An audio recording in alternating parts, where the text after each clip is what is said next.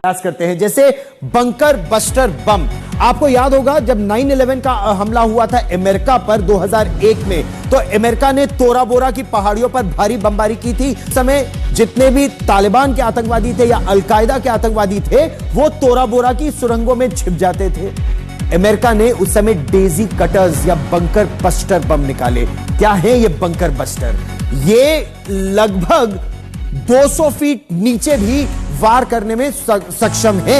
यानी ये जो बम है ना, आमतौर से बम इंपैक्ट पर, बम लगा सतह पर और फट जाता है और उससे नुकसान होता है, लेकिन जो बंकर बस्टर होते हैं वो सतह पर इंपैक्ट पर नहीं फटते, वो गहरा सुराग करते हैं। पहले वो तेजी से सुराग करते हैं। हमास की सुरंगों की अगर गहराई की बात की जाए तो वो 60 से 82 फीट, जिसको गाजा मेट्रो भी कहा जाता है।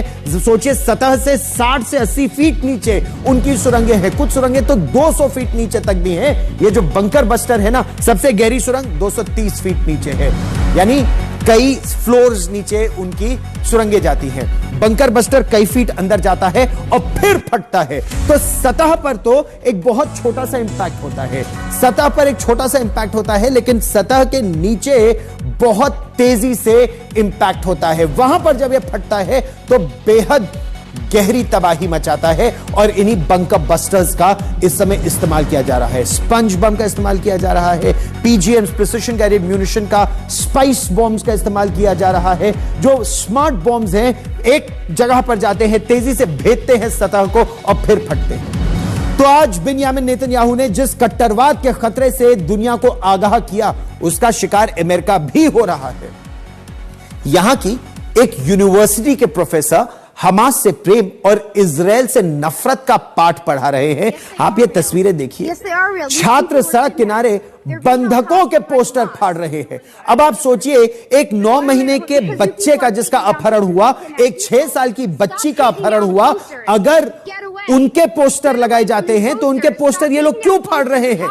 वो ये कह रहे हैं कि इजराइल ने फिलिस्तीनियों की जमीन पर कब्जा किया है, इसीलिए वो ये पोस्टर फाड़ रहे हैं। इनसे जब प्रश्न पूछा जाता है, एक 9 महीने के बच्चे का क्या दोष, एक 5 साल की बच्ची का क्या दोष, एक 80 साल की महिला का क्या दोष, इनके पास उत्तर नहीं है। इनके मन में इतना जहर घोला गया है, कई बार इनके प्रोफेसरों द्वारा।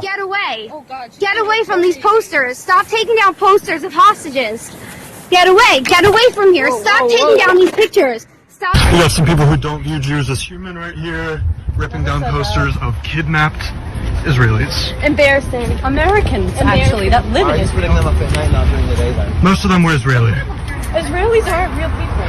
Israelis aren't real people. Settler colonialists. They're not ethnic to the Middle East. So is our friend deserve to be a hostage right now? No. Got some Jew haters right here. Ripping them down. ये क्या मानसिकता है इन लोगों की? 1400 लोगों की निर्मम हत्या कर दी गई, 250 लोगों को बंधक बना लिया गया, और अगर बंधकों की तस्वीरें लगाई जाती हैं तो ये फाड़ देते हैं, और हमास के आतंकवादियों को ये स्वतंत्रता सेनानी कहते हैं। छात्रों के साथ साथ अमेरिका के कई विश्वविद्यालयों में प्रोफेसर भी इजराइल के खिलाफ नफरत बढ़ा रहे हैं। पेंसिल्वेनिया में एक प्रोफेसर मोहम्मदी अल गमादी बाकायदा कैंची लेकर छात्रों के साथ आए और पोस्टर फाड़ने लगे। ये छात्र नहीं, ये अध्यापक हैं। तो अगर गुरु ऐसे होंगे तो शिष्य किस तरह से होंगे? अच्छा, ऐसे ही वाकया लॉस एंजलिस में भी हुआ। यहां पर अमेरिका ने हमास के कब्जे में आए लोगों के कुछ पोस्टर जो लगाए थे, ये देखिए, ये लोग उसे फाड़ रहे हैं। जब इसकी वजह पूछी गई तो क्या वजह बताई गई, आप खुद सुनिए।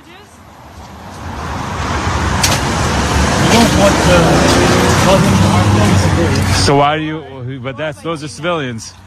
Those are civilians. What about all the people, all the children that are getting? Those are civilians first. That doesn't make another bad. Yeah. Day. Why are you taking them down? You're doing something This bad. is perpetuating. Why are you taking those down?